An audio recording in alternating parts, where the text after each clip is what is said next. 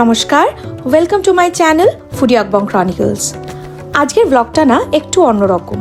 আমরা তো প্রতি উইকেন্ডেই ইউজুয়ালি আগে না এশিয়ান মার্কেটে গিয়ে সবজি কেনাকাটা করি। তো সেরকমই বুদ্ধর জন্মদিনের উইকেন্ডটায়ও আমরা আগে এশিয়ান মার্কেটে গিয়ে কি কেনাকাটা করেছি আর এশিয়ান মার্কেটের ভেতরটা কি আছে দোকানপাট সেগুলো, আর তার সাথে ওখান থেকে আমরা যখন মনেস্ট্রিতে গেছি সেটা নিয়ে আজকের ব্লগ। এশিয়ান মার্কেটটা না বেশ বড়, কিন্তু মানে অনেকটা আমাদের কলকাতার মানিকতলার বাজার বা ওই লেক বাজারের কথা মনে পড়ে যায় আমার। মোটামুটি সবই পাওয়া যায় আর কি। এই ধরুন, এটা হলো রসুন কলি। আমি না প্রথমবার পেঁয়াজ কলি হিসেবে নিয়ে এসেছিলাম, কিন্তু পেঁয়াজ চিংড়ি দিয়ে মন্দ লাগেনি কিন্তু খেতে। আর এর পাশের দোকানটাই ছিল ড্রাই ফ্রুটস আর নাটসের। এই ধরুন, এই 500 গ্রাম বাদামগুলোর প্যাকেট ওই 300-400 টাকার মতন দাম। এছাড়া আশপাশে অনেক এখানকার স্ট্রিট ফুডও ছিল। আমি সবকটার নাম জানি না, তাই আপনাদেরকে বলতে পারলাম না। যদি জানি আপনাদের পরে শেয়ার করব। এই যে দেখুন, এখানে না শুধু যে কাঁচা বাজার বা সবজি বাজার তা নয়, এখানে অনেক অন্যান্য সব রকমের দোকানও আছে। যেমন ধরুন এই নাইটওয়্যারের দোকানটা, এরকম অনেকগুলো দোকান আছে, তার মধ্যে এটা মোটামুটি বেশ বড়। এছাড়াও পাশেরটা হচ্ছে গিয়ে মাংসের দোকান। আমাদের ইন্ডিয়ার মতন ওই যে সামনে দাঁড়িয়ে যেরকম পছন্দ মতো পিস করে কেটে দেয়, সেরম দোকানও এখানে পেয়ে গেলাম। কারণ ইউজুয়ালি শপিং মলের চিকেনগুলো সব পিস করা বা ফ্রোজেন পাওয়া যায়, তাই ফ্রেশ মাংস এরকমভাবে যদি কেটে বাড়িতে এনে রান্না করা যায়, সেটার তো টেস্টটা আলাদা লাগে, তাই না? আর এই দেখুন না, এখানে সস্তায় অনেক পারফিউমও পাওয়া যাচ্ছিল, কিন্তু সস্তা বলে গন্ধের কিন্তু কোনো কম্প্রোমাইজ নেই, দারুণ গন্ধ।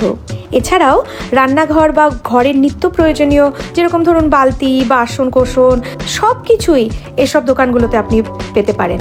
এ দেখুন, এখানে ডাবও পাওয়া যায়, ওই এক একটা দাম ওই 200-250 টাকা হবে। এছাড়াও বিভিন্ন রকমের রাইস কেক আর কালারফুল ডেজার্টও পাওয়া যায়। এগুলো সবই ওই কোরিয়ান ডেজার্ট আর কি।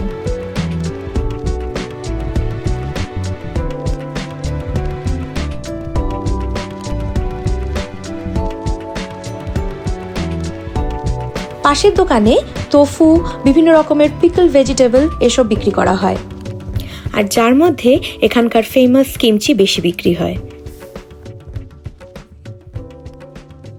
একজন বয়স্ক মহিলা অনেক শাকসবজি নিয়ে বসে, আর বেশ ফ্রেশ উনি রাখেন, তাই ওনার কাছ থেকেই আমি মোটামুটি মাঝে মাঝে শাকসবজি কিনে থাকি, যেরকম মূলোর শাক, কুমড়ো শাক ইত্যাদি। তো সেদিন আমি যেরকম কিনেছিলাম ধনেপাতা।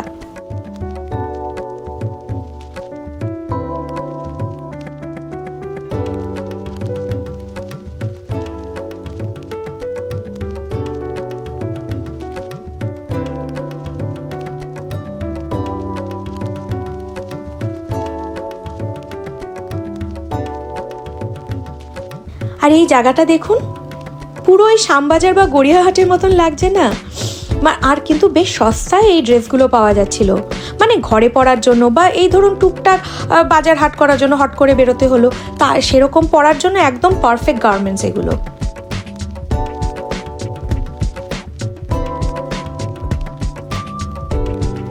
আমার তো এই গেঞ্জিগুলো বেশ লাগছিল, আর তার মধ্যে এই সবুজ রঙের যে গেঞ্জিটা, এটা তো আমার দারুণ লেগেছিল। কিন্তু সেদিন না বেশি সময় হাতে ছিল না, যেহেতু বাজার হাট করে আবার মনেস্ট্রিতে যেতে হবে, তাই ড্রেসের শপিং করিনি। প্রসঙ্গত উল্লেখ্য, আমার ভিউয়ার্স যারা আমার এই ভ্লগ চ্যানেলটা দেখে থাকেন, তারা যদি অনেকেই যারা সাবস্ক্রাইব করে থাকেননি, তারা যদি একটু সময় করে সাবস্ক্রাইবটা করে দেন, আমার কিন্তু আরও নতুন ভ্লগ তৈরি করতে, কন্টেন্ট ক্রিয়েট করতে আর উৎসাহ পাই।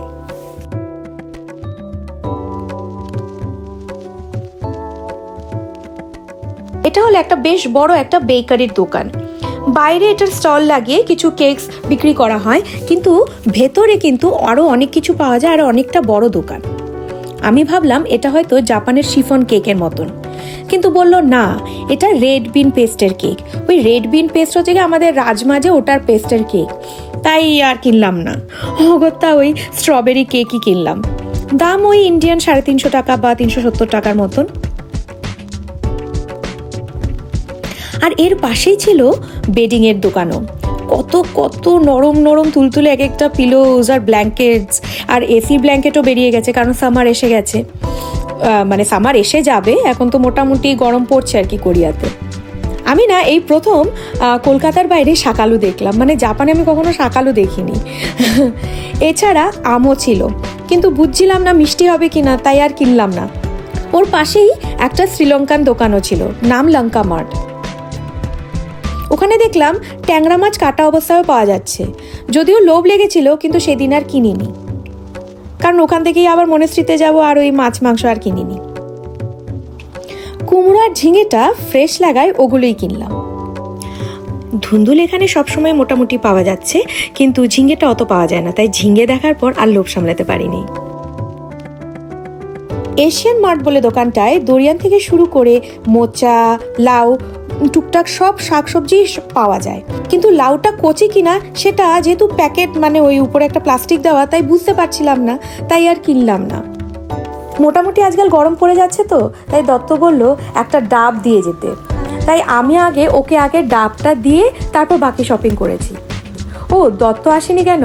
না এসছে, ও আর ছেলে গাড়িতে বসেছিল, কারণ ছেলে তখন ঘুমোচ্ছিল, তাই আমি ভাবলাম ওকে বলেছি তুমি গাড়িতে ওকে পাহারা দাও, আমি বাকি বাজারহাট করে আনছি। এই এশিয়ান মার্টের যে গলিটা, তার বাইরের যে মানে রাস্তার ধারের যে গলি, সেখানে অনেকগুলো আবার গাছের দোকানও আছে জানেন।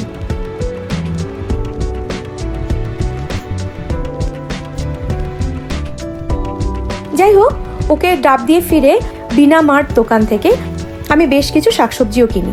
এই দেখুন, এখানে তরমুজ, ফুটি, বাঙ্গি সব পাওয়া যায়, মানে দরিয়ান, আম, কমলা, ড্রাগন ফ্রুট, আনারস, আঙ্গুর, ডাব, আখ, মানে কি না নেই, আরও কত রকমের, অর্ধেকের নামও হয়তো জানি না। সব রকমের এখানে মোটামুটি ফল পাওয়া যায়। আগে তো পেয়ারাও পাওয়া যেত, এবার দেখলাম পেয়ারা নেই, আর কচি আমটা এখানে নেই। আগের দিন পেয়েছিলাম, এবার পাইনি। তো যাই হোক, পরে আবার পেয়ে যাব। তো মোটামুটি সবই আজকাল পাওয়া যায়।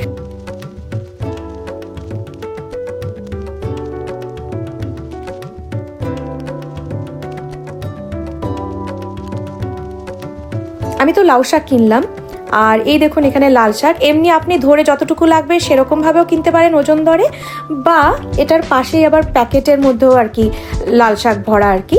ওগুলো ধরুন ওই 150 টাকা 200 টাকার মতন আর কি, ইন্ডিয়ান। তো এই লাল শাকও আমি কিনলাম। এছাড়া দেখুন সর্ষে শাকও পাওয়া যাচ্ছে। লাউগুলো দেখতে এত কচি লাগছিল যে আর লোভ সামলাতে পারিনি, কিন্তু বেশি বড় লাউ নিয়ে নিই, কারণ দুজনই তো মাত্র খাই, আর ছেলেকেও অবশ্য আজকাল দিই, তাই বেশি বড় না নিয়ে একটু ছোট দেখেই নিলাম আর কি। এছাড়াও এই দোকানটায় অনেক কিছুই থাকে, মানে এই ধরুন ধুন্দুল আছে, পেঁপে, বিনস, কচু শাক, ব্রকলি, চাল কুমড়ো, মানে এছাড়া আদা, যা যা এখানকার সবজি তো আছেই। আদা, রসুন, পেঁয়াজ, ইভেন এখানে পান সুপুরিও পাওয়া যায়, সেটা অবশ্য ফ্রিজারে। পুঁই শাকও দেখুন বেশ লকলকে ছিল। আমার আবার পুঁই শাকটা বেশ লাগে কিন্তু খেতে। আমি তো ওই ইন্ডিয়ান ছোট লাল পেঁয়াজগুলো এখান থেকেই কিনি, কারণ এটা ছাড়া না আমার রান্না করতে ভালো লাগে না। কারণ আমরা দেখবেন ওই লাল পেঁয়াজ খেয়ে অভ্যস্ত, তো ওই সাদা পেঁয়াজগুলো ওই চিলি চিকেন বা ওই একটু কন্টিনেন্টাল ডিশের জন্য ভালো লাগে, কিন্তু আমাদের ইন্ডিয়ান রান্নার জন্য যে পেঁয়াজটা, ওটা না লাল পেঁয়াজ ছাড়া না খুব একটা টেস্ট লাগে না আমার কাছে।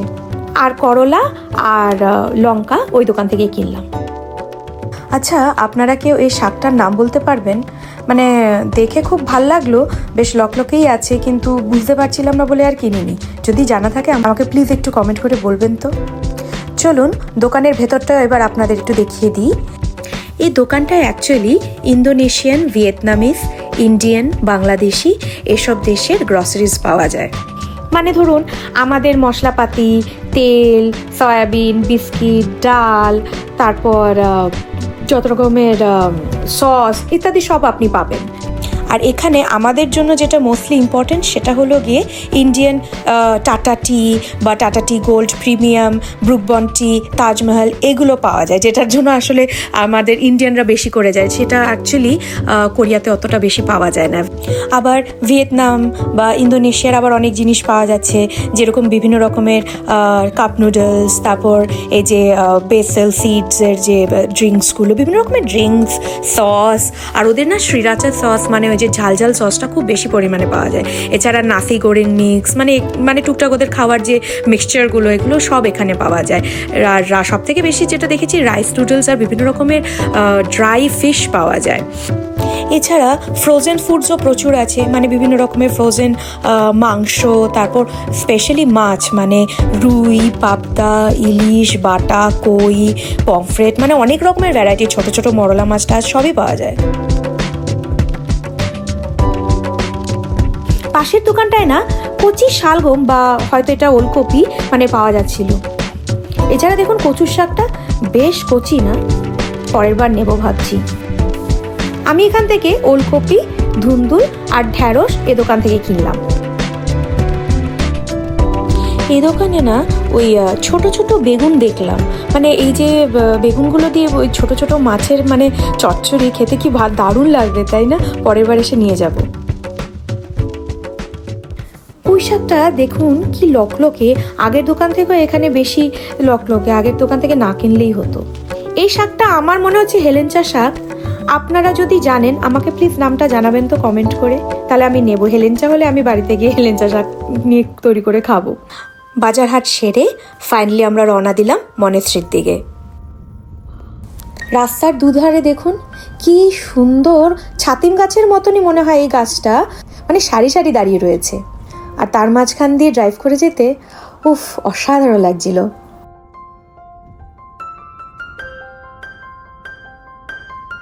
পাহাড়ের মাঝখানে দেখুন একটা ওপেন জায়গায় দুটো আর কি ফাইটার জেট কেমন সুন্দর করে রাখা আছে, মনে হয় এটা ওপেন মিউজিয়াম টাইপের কিছু একটা।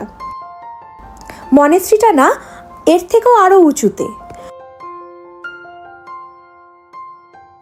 পাহাড়ের মাঝখানেই মনেস্ট্রি, মানে কি যে একটা শান্তি ওই জায়গায়, কিভাবে বলি। আর কি মিষ্টি ফুরফুরে হাওয়ার আওয়াজ, শুধু ওটাই শোনা যাচ্ছিল যেন আশপাশে। আর যখন পাখিগুলো চলে যাচ্ছিল তো সেটারও আর কি একটু আওয়াজ পাওয়া যাচ্ছিল। মনেস্ট্রির আশপাশটা দেখুন, আসলে বুদ্ধর জন্মদিনের জন্য এখানে ল্যান্টার্ন দিয়ে সাজানো ছিল। দার্জিলিংয়ের মনেস্ট্রির পর এতদিন পর আমি একটা মনেস্ট্রিতে ঢুকলাম, এক অন্যরকম ভালো লাগা। বুদ্ধের মূর্তিটি দেখুন, কিভাবে বলবো এটার অনুভূতি আমি ঠিক জানি না, একটা অপূর্ব শান্তি না। আর উপরটা দেখুন হাজারে হাজারে লোটাস ল্যান্টার্ন, মানে আমি খালি ভাবছিলাম রাতে সবকটা লাইট যদি একসাথে জ্বলে তাহলে কি সুন্দরটাই না লাগবে।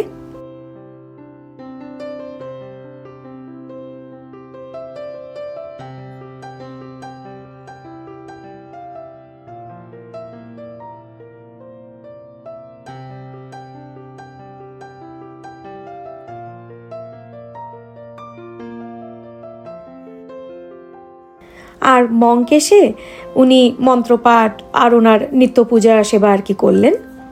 আমরা ততক্ষণে বেরিয়ে গেছিলাম আর কি ওখান থেকে। আর বেরিয়ে দেখুন বাইরেটা, উফ, পরন্ত বিকেলবেলায় নিরিবিলি জায়গায় দূর থেকে ঘন্টার আওয়াজ আসছে। ভাবতে পারছেন ব্যাপারটা? এত নিস্তব্ধ চারপাশ, সত্যিকারের যদি কেউ মেডিটেশন করতে চায় এরকম টাইপের জায়গাতেই করা উচিত। মানে সত্যি মানে আর কি তখন মেডিটেশনই আসবে, আর কিছু মাথায় কিছু অন্য কোনো ভাবনা আসবে না।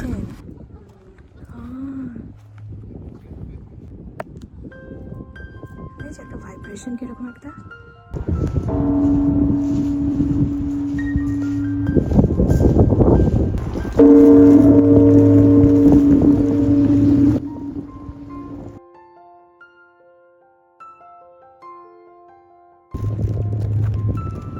ওখানে দাঁড়িয়ে না আমি ওই ঘন্টার আওয়াজ বুঁদ হয়ে শুনছিলাম, মানে গায়ে কাটা দিচ্ছিল রীতিমতো।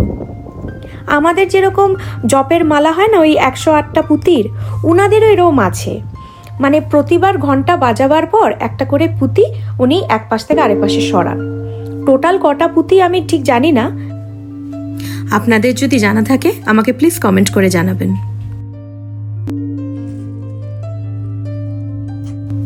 যাই হোক, এভাবে আমাদের একটা সুন্দর বিকেল সেদিন কাটালাম।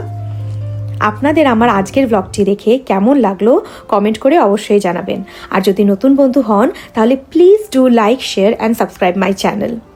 আর ফিরে আসবো আরও একটি কোরিয়া রিলেটেড ইন্টারেস্টিং ব্লগ নিয়ে।